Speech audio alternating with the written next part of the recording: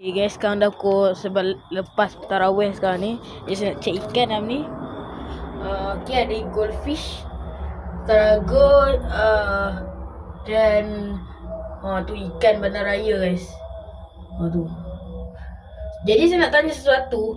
Kalau korang tahu, tolong harap balas kenapa saya letak ikan lagu tiba-tiba dia menghasilkan buih-buih seperti ini? Tu. Banyak guys.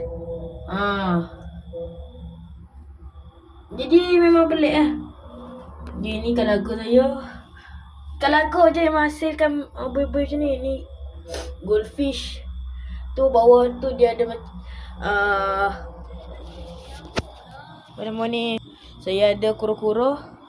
Dia saja buat check up malam-malam. Takutlah ada ikan mati ke apa kan. Jadi tak ada apa. Okay, esok kita akan update lagi guys. Itu saja untuk kali ni. Assalamualaikum warahmatullahi wabarakatuh.